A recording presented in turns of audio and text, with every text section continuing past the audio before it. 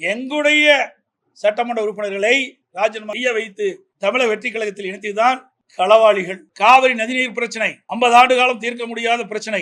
1986 பொன்மனச்செம்மல் புரட்சி தலைவர் எம்ஜிஆர் அவர்கள் காவிரி நதிநீர் பிரச்சனை சம்பந்தமாக வழக்குகளை தொடர்க்கப்பட்டு அம்மா இருக்கின்ற பொழுது சட்ட போராட்டம் நடத்தப்பட்டு அம்மா மறைவுக்கு பிறகு அம்மாவுடைய அரசு தொடர்ந்து உச்சநீதிமன்றத்திலே மூத்த வழக்குகளை வைத்து ஒரு நல்ல தீர்ப்பை காவிரி நதிநீருக்கு நாம் பெற்றோம். விவசாயிகள் வயிற்றிலே பாலை வாத்தோம்.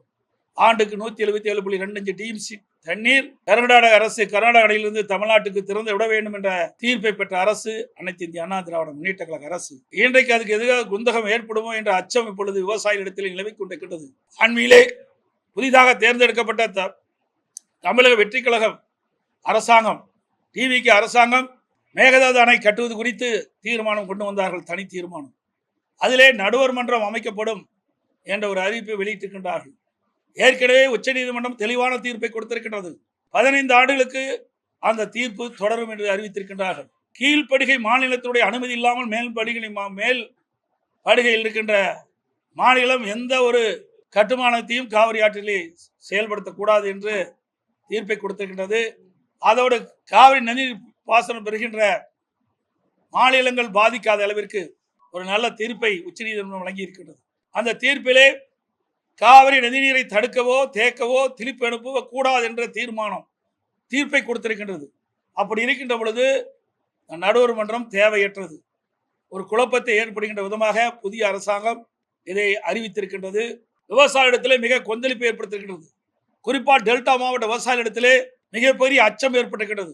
இன்னைக்கு ஊடகத்தின் வாயிலாக பார்த்தேன். தமிழகத்தில் இருக்கின்ற முக்கிய விவசாய சங்க தலைவர்கள் நடுவர் மன்றத்தை பற்றி குறிப்பிட்டு பேசியிருக்கின்றார்கள். நடுவர் மன்றம் தேவையற்றது என்று. நானும் சட்டமன்றத்திலே இதை வலியுறுத்தி பேசியிருக்கின்றேன். என்னை போல கம்யூனிஸ்ட் கட்சிகளும் மற்ற கட்சிகளும் இந்த நடுவர் மன்றம் தேவையற்றது என்று சட்டமன்றத்தில் வலியுறுத்தியிருக்கிறார் என்பதை இந்த நேரத்தில் தெரிவிக்க விரும்புகின்றேன். அதோடு அண்மையில 10ஆம் தேதி கரூருக்கு தமிழக வெற்றி கட்சியுடைய தலைவரும் தமிழகத்துடைய முதலமைச்சருமான திரு விஜய் அவர்கள் பேசுகின்ற பொழுது ஒரு கருத்தை சொல்லியிருக்கின்றார். அனைத்து இந்திய அண்ணா திராவிட முன்னேற்ற கழகமும் திமுகவும் கூட்டு களவாடிகள் என்று குறிப்பிட்டிருக்கின்றார். எவ்வளவு பெரிய வார்த்தை! அவர் வகிக்கின்ற பொறுப்புக்கு அது சரியா? சிந்திக்க வேண்டும். அவர் ஒரு முதலமைச்சராக இருக்கின்றார். எந்த வார்த்தையை பயன்படுத்த வேண்டும் என்று யோசித்து பயன்படுத்த வேண்டும். அனைத்து இந்திய அண்ணா திராவிட முன்னேற்ற கழகம் கூட்டு களவாளி அல்ல. தமிழக வெற்றி கழக தலைவர் திரு விஜய் அவர்கள்தான் களவாளி. அனைத்து இந்திய அண்ணா திராவிட முன்னேற்ற கழகத்தின் சார்பாக போட்டியிட்டு இரட்டை சின்னத்திலே அவர்கள் போட்டியிட்டு வெற்றி பெற்றவர்களை குதிரை பேரத்தின் மூலமாக ராஜினாமா செய்து வைத்து அந்த ராஜினாமா செய்த உடனே அவர் டிவிகேலே சேர்த்திருக்கிறார்களே, இதுதான் எங்களுடைய சட்டமன்ற உறுப்பினர்களை ராஜினாமா செய்ய வைத்து தமிழக வெற்றி கழகத்தில் இணைத்துதான் களவாளிகள். முதலமைச்சர் தான் எங்களுடைய வெற்றி பெற்ற சட்டமன்ற உறுப்பினர்களை ராஜினாமா செய்து கட்சியிலே சேர்ந்தவர் அவர்தான் களவாளி. தூய ஆட்சி நடைபெறுதா நீங்க தான் சொல்லணும். தூய ஆட்சினாரு, வெளிப்படை ஆட்சினாரு. இப்ப யாரெல்லாம் சேர்த்திட்டு இருக்காரு, யார் மேலாம் குற்றம் சொல்லிட்டு இருந்தாரு. குற்றம் சொல்றவங்களாம் அவருடைய இயக்கத்தில் இணைச்சிட்டு தான் இருக்காரு. அப்ப எங்க போய் தூய ஆட்சி, எங்க வெளிப்படைத்தன்மை இருக்குது? இந்த ஆட்சியில என்ன செஞ்சாங்க? இந்த 60 நாட்கள் ஓடி போச்சு. இந்த 60 நாட்கள் இந்த ஆட்சியில செய்த சாதனை என்ன? ஒண்ணு செஞ்சிருக்கிறாங்க. அதுவும் செஞ்ச மாதிரி தெரியல. சிங்கப்பெண் சிறப்பு அதிரடிப்படையினர். எனக்கு இரவுல ஒரு பிரச்சனை நடந்தா அந்த சிங்கப்பெண் சிறப்படைக்கு யார் பாதுகாப்பு கொடுக்கும்? இது ஏற்கனவே அனைத்து இந்திய அண்ணா திராவிட முன்னேற்ற கழக அரசாங்கம் இருக்கின்ற பொழுது, அம்மாவுடைய அரசாங்கம் இருக்கின்ற பொழுது காவலன் செயலி என்ற ஒரு அறிவிப்பு கொடுத்தோம். அதுல ஆப்ல எல்லா போலீஸ் ஸ்டேஷனுடைய நம்பரும் இருக்கும். அதுல ஏதாவது அந்த பெண்மணி எங்காவது பெண்கள் பாதிக்கப்பட்டா அருகில் இருக்கின்ற காவல் நிலையத்துக்கு அதை தெரிவிச்சா உடனே வந்து காப்பாற்றுவாங்க. ஆனா இதெல்லாம் ஒரு ஷோ.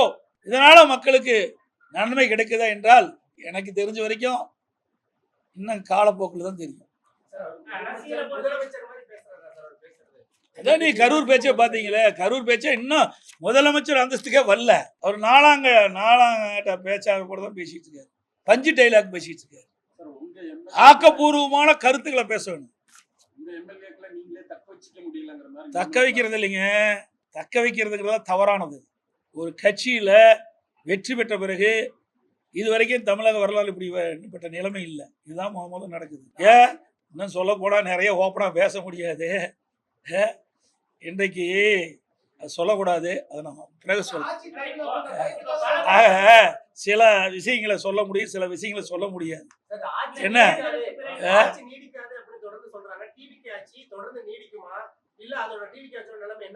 அதான் நான் ஏற்கனவே சொன்னேன். இப்போ ஸ்டாண்ட் இருக்குது, அந்த 3 ஸ்டாண்டு 3 காலும் சரியா இருந்தா தான் அந்த ஸ்டாண்ட் நின்று நீ தொலைக்காட்சி சரியா இயக்க முடியும். இப்போ அவருக்கு இருக்குது 2 கால் தான் இருக்குது, ஒரு கால் இரவல் கால். அது இடர்ச்சின்னு வச்சுக்க, எப்படி இந்த நம்முடைய கேமரா சாஞ்சிருமோ அது மாதிரி இந்த ஆட்சி சாஞ்சி போயிடும். அந்த கூட்டணி கட்சியில் அங்கம் வைக்கின்ற தலைவர்களை அனுசரிக்க வரைக்கும் இந்த கட்சி நிலைக்கும். இன்றைக்கு அந்த கூட்டணியில் அங்கம் வைக்கின்ற கட்சி தலைவர்களாக நாளுக்கு ஒரு செய்தி சொல்லிட்டு இருக்கிறாங்க. நீங்கள் எல்லாம் பத்திரிகையில் ஊடகத்தில் வருகின்ற செய்தித்தான் நான் சொல்கிறேன். தினந்தோறும் ஒரு செய்தி சொல்லிகிட்டே இருக்கிறாங்க.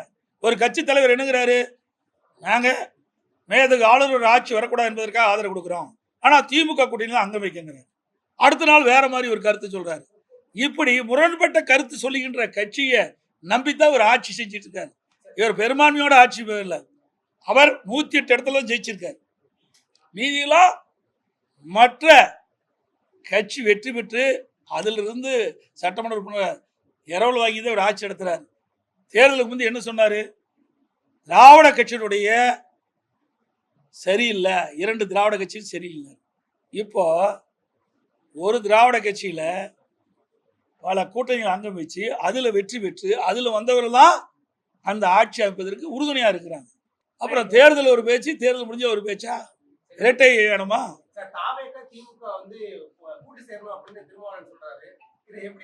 இது அவருடைய கருத்துல தான் தினந்தோறும் ஒரு கருத்து சொல்லிட்டு இருக்காரு. எந்த கருத்தை எடுத்துக்கிறது அப்படின்னு ஒரு கட்டுக்கதையை கட்டி விட்டுக்கிறாங்க. அதாவது எங்களை பொறுத்த வரைக்கும் அனைத்து இந்திய அண்ணா திராவிட முன்னேற்ற கழகத்தை பொறுத்த வரைக்கும் நாங்கள் சொல்கின்ற கருத்து எங்களுடைய கருத்து, மற்றவருடைய கருத்தெல்லாம் இணைக்கக்கூடாது. புரிஞ்சுக்கிட்டீங்களா? ஒவ்வொருவருக்கும் ஒரு கருத்து இருக்குது. எங்களை பொறுத்த வரைக்கும் அனைத்து இந்திய அண்ணா திராவிட முன்னேற்ற கழகத்தை பொறுத்து உங்களுக்கு தெரியும். பொன்மனச்சம்பல் புரட்சி தலைவர் எம்ஜிஆர் இந்த இயக்கத்தை துவங்கின்ற பொழுது தீய சக்தி திமுக என்று சொல்லி தான் தொடங்கினாங்க. அந்த நிலைப்பாட்டில் இன்ற வரைக்கும் இருக்கிறோம். 195 இடத்துல நான் எழுச்சி பயணம் மேற்கொண்டேன். அப்போவும் திராவிட முன்னேற்ற கழகத்தில் செய்த தவறுகளை தான் சுட்டிக்காட்டினேன். 5 ஆண்டு காலம் பிரதான எதிர்க்கட்சி தலைவராக இருந்தேன். அப்பொழுது சட்டமன்றத்தில் பேசுகின்ற பொழுதும் அந்த கருத்தின் அடிப்படையில் தான் திராவிட முன்னேற்ற கழகம் செய்த தவறுகள், அதை சுட்டிக்காட்டி தான் நாங்கள் பேசினோம். இன்றைக்கும் அந்த நிலைதான்.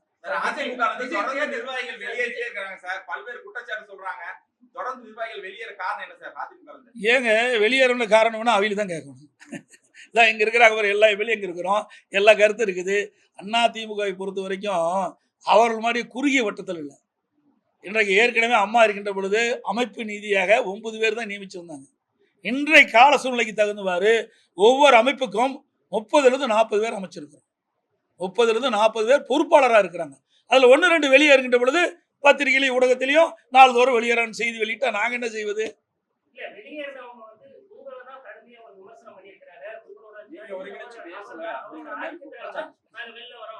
அப்புறம் அது வரைக்கும் ஜெயிக்க வரைக்கும் ஆதிக்கம் இல்லையா? ஆட்சி அமைக்கலைன்னா எப்படி வேணா கருத்து சொல்லலாம். இவர்கள் ஆதரிச்சு பேசணும்ல, இவருடைய மாவட்டத்துக்கு போனோம்ல, அப்பெல்லாம் ஏன் பேசல? அவருடைய என்ன பேராசை. இன்றைக்கு வேற இடத்துக்கு போனா மந்திரி பதவி கிடைக்கணும் ஆசைப்பட்டாங்க. அவர் பெரிய அண்டாவில் அல்வாக கிண்டி கொடுத்துட்டு போயிட்டார்.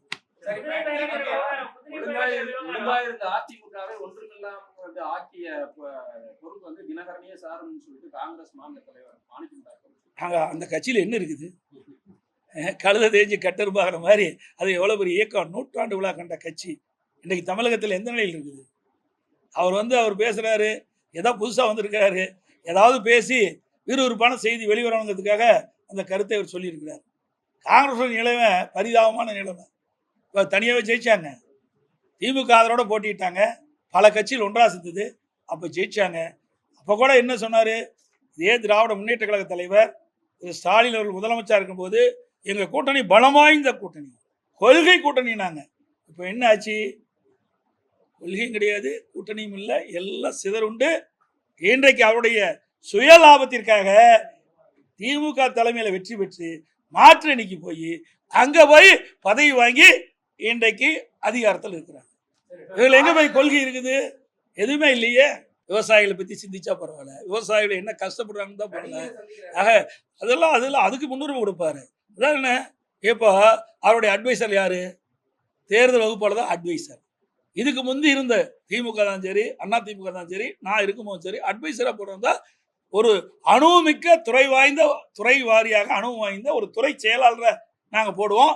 அவருடைய அட்வைஸ் எல்லாம் கேட்போம், அவருடைய ஆலோசனை கேட்போம், செயல்படுவோம். ஆனா இவர் ஒரு புதுமை படைச்சிருக்காரு. சினிமாவில் புதுமை படைக்கின்ற மாதிரி ஒரு அரசாங்கத்துல இவர்களுக்கு யாரெல்லாம் தேர்தல் நேரத்துல ஆதரவா இருந்தாங்க, ஆலோசகராக இருந்தாங்க, அவரெல்லாம் இன்றைக்கு அட்வைசரா போட்டிருக்காரு. இன்னொன்று வேடிக்கை என்ன, ஜனநாயகம் படத்தினுடைய தயாரிப்பாளரை இன்றைக்கு அவர் டெல்லி சிறப்பிரதியா போட்டிருக்காரு. அடுத்து இன்னொன்று எடிட்டிங் யாரும் ஒருத்தர் போட்டிருக்கான்னு எனக்கு வந்த தகவல். இது பண்ண கொஞ்ச நாள்ல அவருடைய மேக்கப் மேனுக்கும் அவர் ஏதாவது பதவி கொடுத்துருவாரு. ஆக எல்லாமே சினிமா ஆக்கிட்டாரு. அரசாங்கம் என்பது ஒரு கேள்விக்குறியாகிவிட்டது என்பதை இந்த நேரத்தில் தெரிவித்து அனைத்து ஊடகங்களுக்கும் நன்றி, வணக்கம்.